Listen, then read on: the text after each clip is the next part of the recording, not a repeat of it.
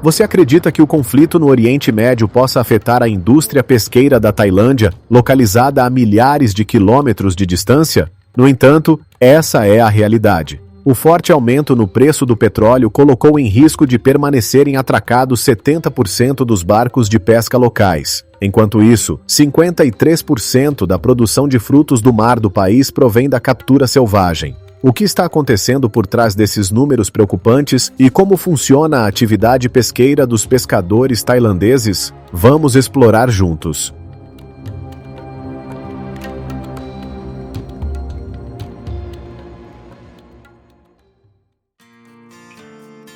$1,1 milhão de toneladas é a quantidade de peixe que os pescadores tailandeses retiram do mar a cada ano, representando até 81% de toda a produção de frutos do mar capturados do país. E entre eles, uma pequena espécie desempenha um papel fundamental, a anchova. Elas contribuem com 10% da produção total e sustentam inúmeras famílias de pescadores.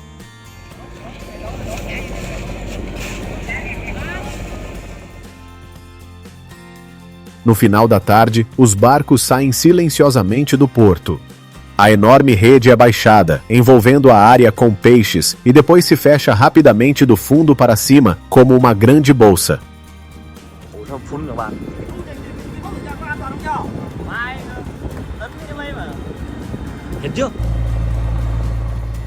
A noite é o momento de ouro para capturar anchovas, pois elas são facilmente atraídas pela luz. Uma série de lâmpadas de alta potência é acesa, funcionando como um ímã que atrai cardumes densos de anchovas.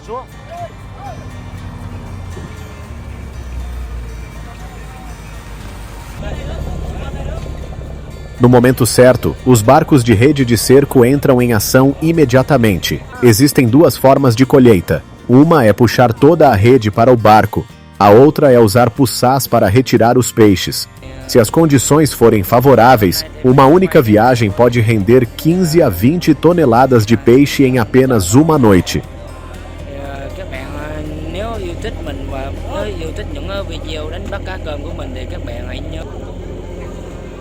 Mas essa é a história do passado. Agora, essas mesmas viagens se tornaram uma aposta com prejuízo. O preço do diesel marítimo na Tailândia aumentou mais de 253%, atingindo 44 a 48 baht por litro, devido à influência do conflito entre os Estados Unidos, Israel e Irã. O combustível, que sempre foi o maior custo de cada viagem, agora ultrapassou o limite que a receita dos peixes pode cobrir.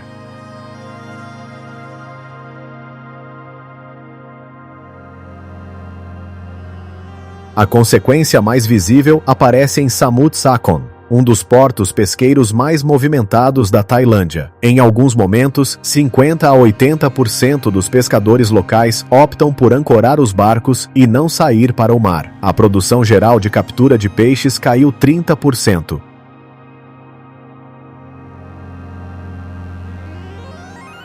O governo não ficou inativo. Ele propôs a transição para o biocombustível B20, que é 5 baht mais barato por litro.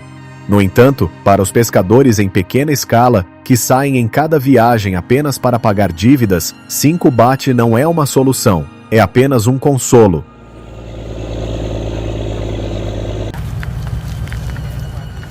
Nessa situação, muitas pessoas enfrentam o risco de falência ou são obrigadas a abandonar a profissão. Elas não esperam nada além do fim rápido do conflito para retornar logo à vida cotidiana.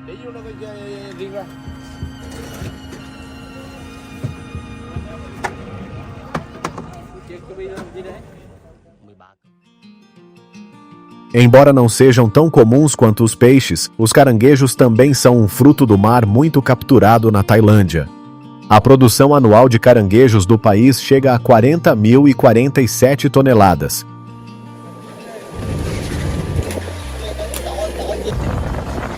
Esse é um dos tipos de frutos do mar de maior valor comercial. De restaurantes à beira-mar a grandes estabelecimentos, caranguejos e siris aparecem quase em todos os lugares.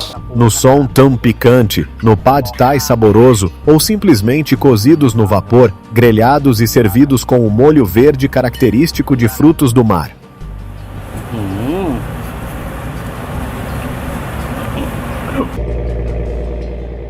No entanto, obter esses caranguejos frescos não é nada simples. A captura de siris exige uma ferramenta especial: as armadilhas para caranguejos.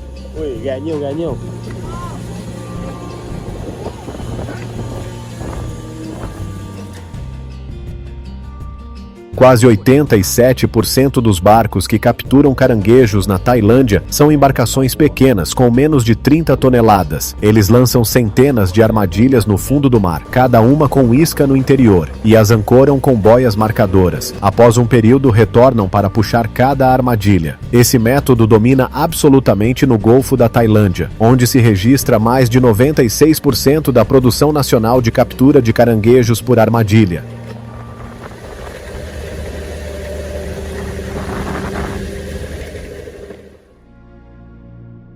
Enquanto isso, no Mar de Andaman, os pescadores utilizam uma técnica completamente diferente: redes de elevação para caranguejos. Redes planas são baixadas até o fundo e depois puxadas verticalmente quando os caranguejos entram. Simples, mas eficaz à sua maneira.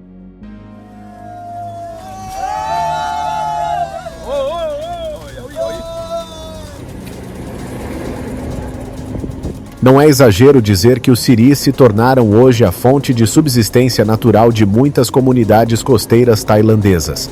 Por isso, o governo da Tailândia teve de coordenar com o setor privado para implementar projetos específicos de melhoria da pesca de siris.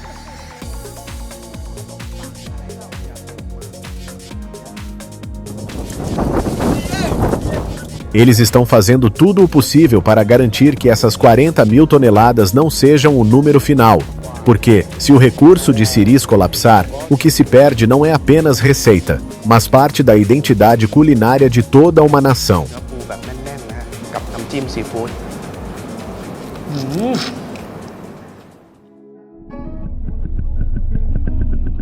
Outro produto popular na Tailândia é a lula. A cada ano, os pescadores locais capturam em média 98.305 toneladas de lula. Por trás desse número está uma frota de até 476 embarcações, que operam quase continuamente no mar, formando uma das indústrias de exploração de maior valor e mais intensas.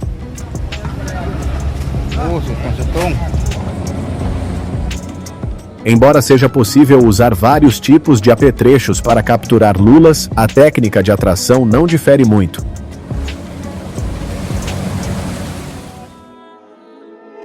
Diferentemente dos siris que ficam imóveis no fundo, as lulas são predadoras rápidas e extremamente sensíveis à luz. Aproveitando essa característica, ao cair da noite, os barcos ativam sistemas de iluminação de alta potência. A luz penetra a superfície da água, atraindo cardumes de lulas que se concentram densamente logo abaixo do casco.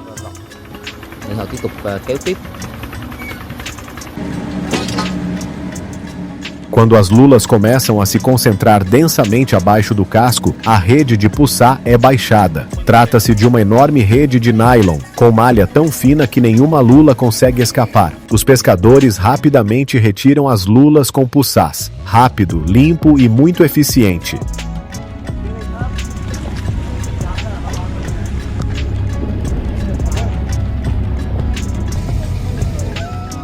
Outra forma é usar redes de cerco.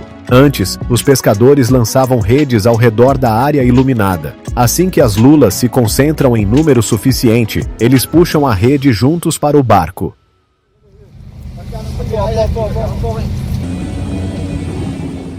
No entanto, por trás da pesca de lulas em particular e da pesca em geral, ainda existem aspectos sombrios que não esperamos. Mais de 98% da mão de obra nos barcos pesqueiros tailandeses são trabalhadores migrantes, principalmente de Myanmar e Camboja. A maioria deles tem sido e continua sendo submetida a grave exploração laboral.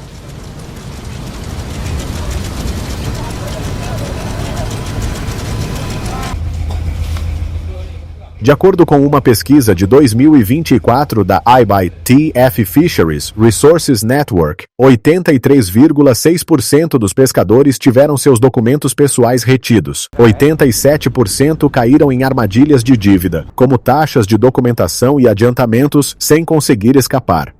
mais de 70% não receberam água potável suficiente ou kits de primeiros socorros durante viagens longas.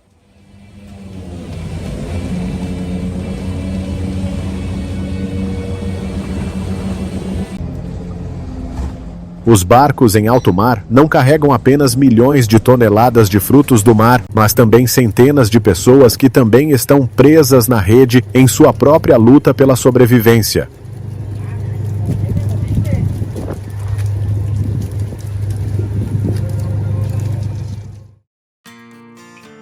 Ao mencionar espécies de frutos do mar com grande volume na Tailândia, não se pode deixar de citar o camarão, com mais de 48 mil toneladas por ano. Mas o que chama mais atenção, toda a fonte natural de camarão local atualmente é classificada como sobreexplorada. Então, como os pescadores conseguem manter uma produção tão elevada?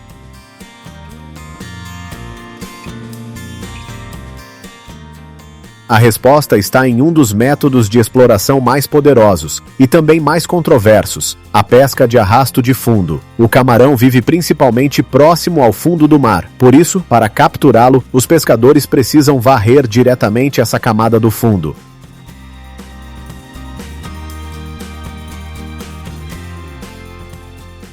O processo começa com a descida da rede ao mar. Quando tudo está pronto, o barco avança lentamente a algumas milhas náuticas por hora, revolvendo todo o fundo do mar para coletar o máximo possível de camarões.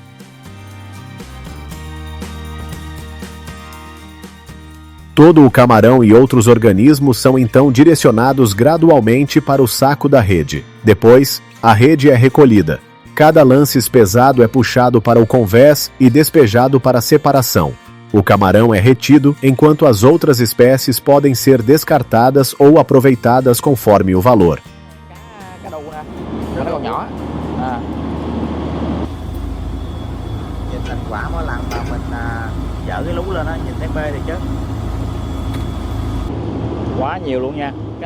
Parece eficiente, e de fato é eficiente a ponto de ser assustador. A malha do saco das redes de arrasto de camarão na Tailândia tem tamanho de apenas cerca de 1,5 centímetros, de modo que os animais pequenos dificilmente escapam.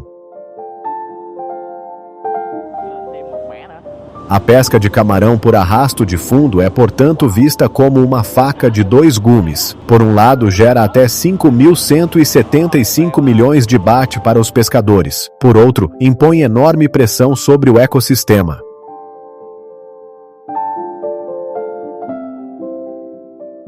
O governo tailandês não pode mais ignorar o problema. Eles começaram a implantar recifes de coral artificiais no mar para criar refúgios para a regeneração dos organismos. Soltam alevinos de camarão no mar. Fecham o Golfo da Tailândia durante as temporadas de reprodução para dar tempo ao mar de se recuperar.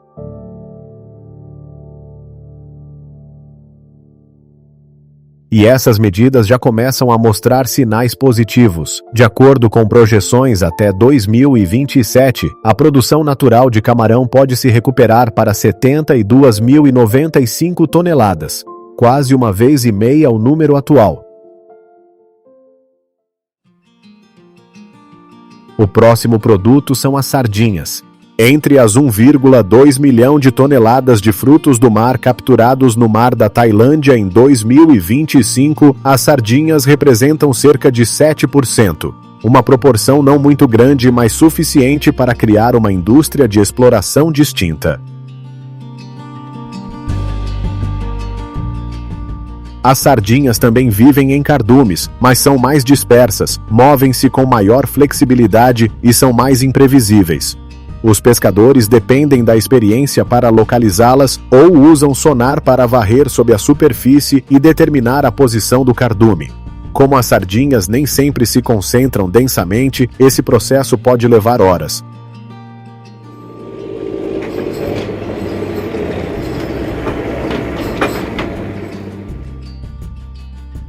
Mas quando encontradas, tudo acontece como uma batalha bem planejada.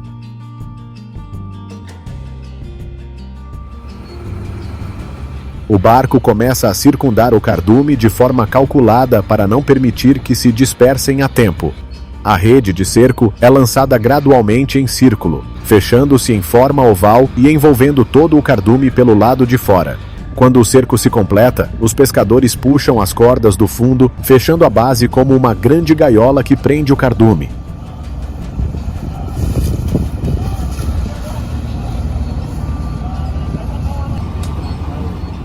A rede é puxada gradualmente, reduzindo o espaço. Os peixes são concentrados em um canto, formando uma massa densa. Nesse momento, os pescadores usam puçás grandes ou sistemas de bombeamento para levar os peixes para o barco.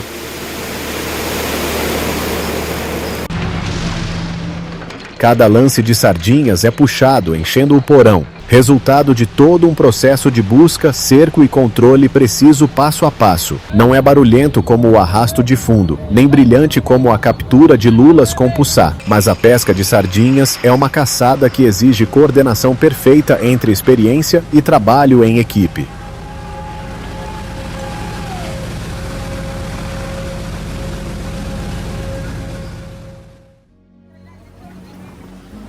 Além das sardinhas, a cavala curta também é uma espécie muito capturada na Tailândia. 65% da produção de cavala curta na Tailândia é explorada com redes de cerco. Mas por trás disso há todo um processo de pesca sofisticado.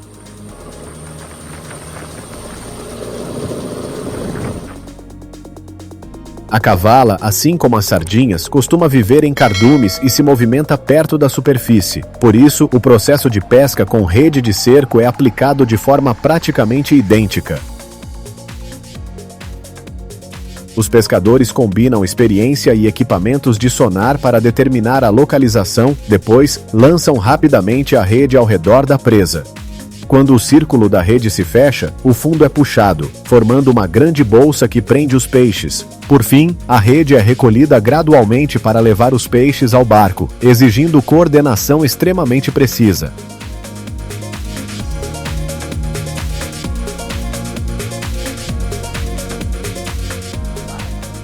Além das redes de cerco, outro método utilizado é o arrasto duplo, que representa cerca de 22,9% da produção. Diferente da pesca convencional, esse método emprega 2 barcos operando em paralelo, mantendo distância e velocidade estável, enquanto puxam uma única grande rede atrás deles.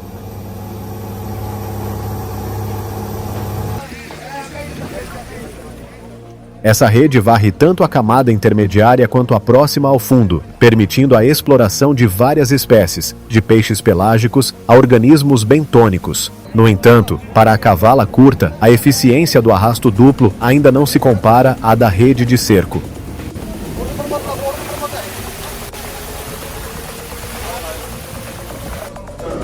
Contudo, independentemente do método utilizado, a indústria de exploração da cavala curta na Tailândia enfrenta uma realidade preocupante. Após mais de 30 anos de exploração contínua, o recurso de cavala no Golfo da Tailândia sofreu declínio grave. O tamanho médio dos peixes diminuiu de 18 centímetros para apenas cerca de 15 centímetros, um sinal claro de sobrepesca.